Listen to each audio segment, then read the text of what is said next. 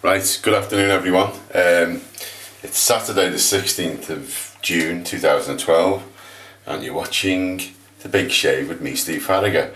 Coming, well, it's not live, is it really, but it's unedited from Liverpool in England. If you've not watched me before, or if you don't know anything about The Big Shave, what is it? It's me actually, it's just me. And I just shave, I do a daily shave, or whenever I get a chance to.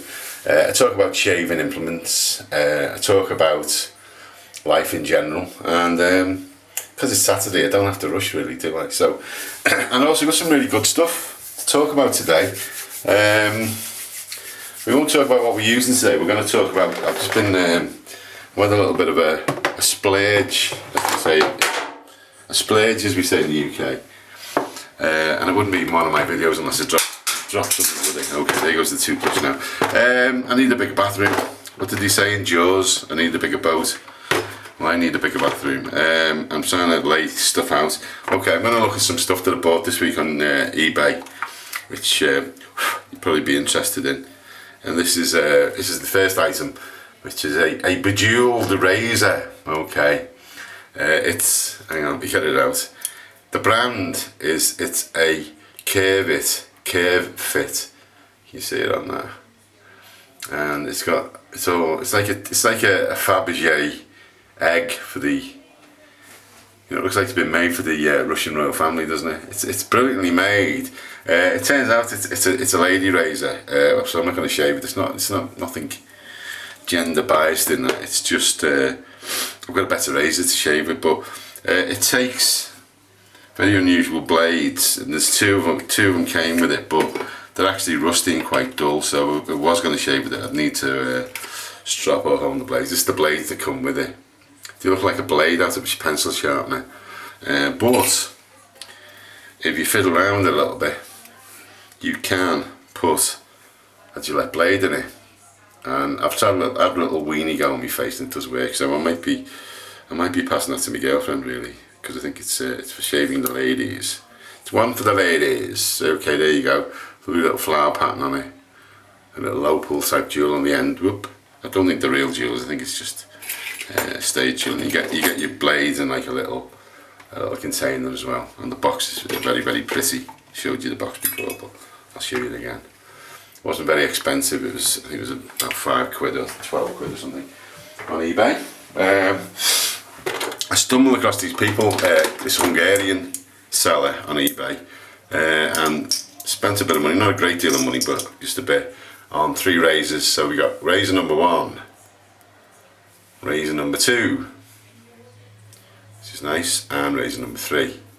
And we'll go through each of them one at a time. I'm either going to shave with this razor or this razor, but I'm not sure yet. The two of the razors are very light, and they look like Gillette knockoffs really, so it's probably, there's no marks on them, there's no country of origin, so I'm suspecting that they're probably from either after the war, before the war, and they've made in Eastern Europe. The reason I don't want to shave with this one, I don't think you can see the comb is pretty bent, so I wouldn't really risk using that. The second razor is made out of aluminium. I got the feel it's military for somewhere. I'm not really sure why. It looks like it could be quite aggressive from the curve of that head. It looks like it could be quite aggressive. It's not very heavy, and so it's probably going to be a very technical razor. And the third razor, which I think I am going to use, is an open comb razor. Very heavy. You can sort of judge that by the way it sort of falls. Looks a nice razor. There's a bit of wear on the chrome plating, but apart from that it's in really good condition. There's a bit of marking on the side, but it's a really solid razor. The interesting thing about this razor is what came with it. These blades came with, these are called Frappe, and they're made in Solingen. So, and took one out, and again these have got to be like 50-60 years old. It's incredibly thin. It's actually marked with the width, and they come on as 0.08mm blades. Okay, so we might be using one of them. And then there was 2 boxes with the blades, and it gets really interesting. I'll go through them quickly. There's this one called a Mulcutto, Again, it's a German blade, very thin. So that could be the other one. There's two more cutouts. There's a thing called a Magyar Bajnok. Again, this one is dead thick, so I'm not going to be shaving that. That's just something to look at. There's a Taylor's Lame Deluxe. Again, not very thin. There's a blue old man blade. Again, that's sort of medium flexibility. An old Wilkinson sword, looks like it's from the 70s. That's quite thick, amazingly thick in fact.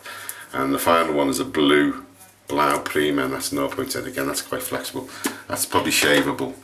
And then the last lot of razors that came with it, razor blades. I haven't been through these, so these are going to be a bit of a surprise. There's a very old Rapira. I think they're Russian, quite thick. Polgar Luxus, again too thick to shave with. Another Tailory. This one is interesting. This is a original Busey Ondula. Again, probably too thick. And the final one is another blue Prima. Again, that's quite a thin blade. So it's a toss up between well, I think I'll probably go with the Mulcuto. I've got two of these, and also the Frappe. I've got quite a few Frappe, so I'm gonna have a go using probably the Mulcuto. The final thing to show, you see a lot of these on eBay, and this is the reason not to buy these ones.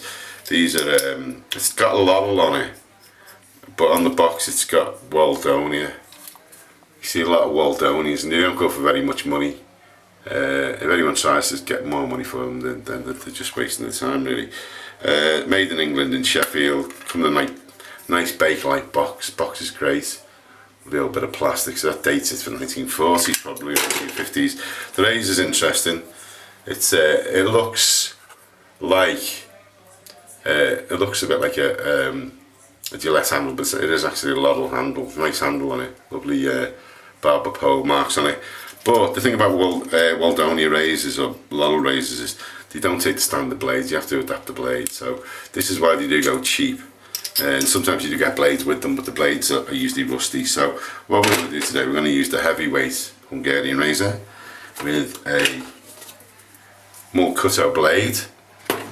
And finally as well, if you're in the Facebook group, you'll have seen this. This is a gate. It's a pipe stand, but you can put your razors in. I got that for £10 with three pipes. So it's quite good value, and the razors look okay, and it looks a bit kooky, doesn't it? But apart from that, it's good. Okay, so we're ready to go. There goes the pipe. What we're going to use today, we're using the Mulcuto, we're using the Hungarian razor. We're going to try out one of these. These are the copper Turkish mugs that I'm going to try and start selling, and there's a bit of Ingrams in the bottom. Ready to lather up. We're going to be using the shabby old, which is rapidly becoming my favourite brush at the moment, even over the badger ones. And we're going to lather up with a bit of hot water, and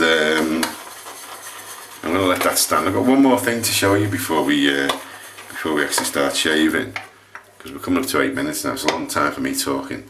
This is something else I got from my car boot sale. We have car boot sales in Britain, and they're really interesting. I've been using this as a scuttle, and it's a spoon rest for your kitchen. It was 20p on a car boot sale, and it's quite interesting because it's got a lovely handle on it, for lathering up in. You get a nice little bit of lather. It washes out well, looks really good, looks cool actually, it's quite modern. Okay, so we're lathering up, ready to go. And again, if it's the first time you ever watched The Big Shave, or you've got amnesia or some sort of mental sort of degradation, we're going to do a 3-pass shave. And the 3-pass shave is you first of all you map your face, the hair growth on your face, so you find out which way it's growing. My hair grows this way, goes down there, goes down the neck. And the first pass that you always do is always very, very light, and it's always with the growth. The second pass is always across the growth, and the third pass is always against the growth. I'm not ignoring you, I'm just reading the blade. The blade's quite interesting in its own right. Can you see that? Okay. Alright, so we'll load it up into the razor, and once it's loaded we'll get lathered up and then we'll get going. And we'll do a fairly quick shave, but not too quick, because it's an unknown razor and it's an unknown blade, and we could have issues, really, couldn't we, or problems. Everyone calls it issues now, but actually we really mean problems. Right. The Ingram's is good, I don't use it enough. Got a lovely sort of fresh smell to it. It coats the face really well, you can see that. It's going on like white emulsion. And we're going for the first pass, which is going to be down the face. And away we go. And that's not working at all. Let me just tighten that up a little bit. I like the feel of it. That's quite painful. That's very painful in fact. I'm going to continue because sometimes blades settle in. This is a reason not to shave with old blades, because they're not very well made. It's interesting. The packets are always interesting. I'm going to take that out. I don't know whether it's the razor or the blade. I'm going to try the blade in the Merca Future and see how we get on. Okay, so I'm going to stop the camera either because I don't do that. There we go. So it's in the Merca Future. I'm going to set the Merca Future right down to 1, and we're going to.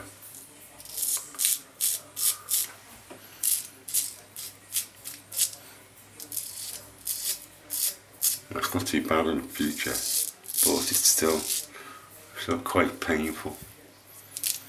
Let me just move that a little bit, it's better.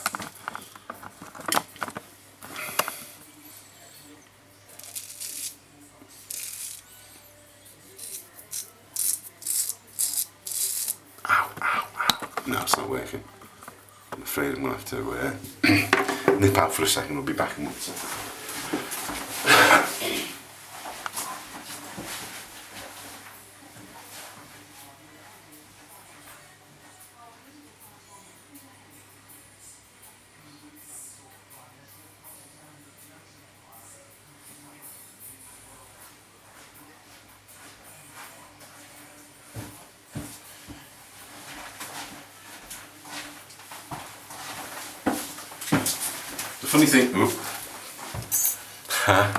The funny thing is, I've been talking about doing a car boot sale, and talking about people who've been coming along to the car boot sale, and one of the issues that comes out is people don't realise that all blades are all very, very different, and you know, if you're a serious shaver, you will know that every blade that you try is slightly different to every other blade. And sometimes even the same blade, a batch of blades will be slightly different. So what I'm doing is I'm putting a Wilkinson saw, because they're very safe blades, into this, and we're going to see what this razor's like. Now that's mild better. So the razor is fantastic. It's got a nice feel to it, and unfortunately my face is dried out a little bit with the razor. So the razors are fine. This is the thing about this new shaving bug that everyone's getting. The old razors are usually, you know, can cope. It's the blades that aren't any good. So, you know, it's nice to buy them. It's nice to look at them. They're only objects of virtue, really. They're not really objects that deliver the goods. They're not practical. That's what I'm trying to say. Okay, this week I'm obviously, you know, what's been going on. I'm back. I run a community radio station in Liverpool, and I'm back there full time. We've had a really good week actually. We've had some fantastic guests on it, and there's an opportunity this weekend, if you want to, is to tune into our radio station, and it's l-c-r.co.uk, and all the people who present the programmes are all members of the community. They're all volunteers, and we get lots of different people in to talk about what they do in our community and Liverpool in general, and it's great stuff. It's very unusual. Most radio in Britain at the moment is quite mindless and commercial and just play music and talk, and very egotistical really, whereas our radio station tends to concentrate on the guests more than the music, and more than on the presenters, and it'd be great if you could listen to it. Okay, so that's a reasonably close shave. It's a good little razor there. I'll have to see whether it has got any marks on it, because it's quite impressive. So you can see it's a bit technical because it's quite small handled. There you go, sorted. Wasn't too bad, was it? Eventually. I'm not gonna shave with old blades again, because it's just a waste of everyone's time. All right, we're gonna finish off now, and I always finish off with a cologne. In this case, it's Alpa Cypress cologne, which this is a sample of. I'm gonna actually start selling this on eBay. And you get the cologne in your hands, warm it up a little bit, and then rub it in.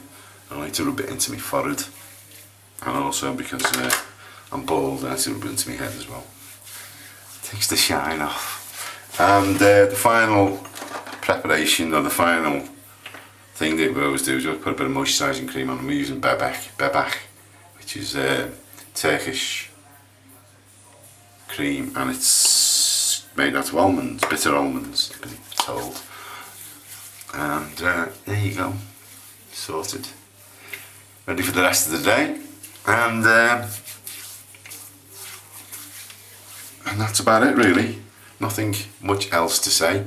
The scuttles, the Big Shave, possibly insulated scuttles, are on the way, so they'll be being sold through the Facebook group, and the Facebook group information is down below now, and also being sold on eBay, which is going to be up there now. And if you want to place any orders for materials, or you've got any questions, more importantly, about getting involved with double-edged shaving, or you're having any issues with the way that you're shaving, just leave comments. Join the Facebook group, which has just come back on there again, and enjoy it. And I'm going to enjoy the rest of my weekend. I'm out tomorrow selling me goods on a car boot sale called Robin's Island in Lydiate, and on the A59. If you're in the area, pop in and see me. I'll have a chat to you, give you a free razor blade or something like that. Okay, so I'm going to finish off now, and does anybody want to buy a pipe? Because I've got 3.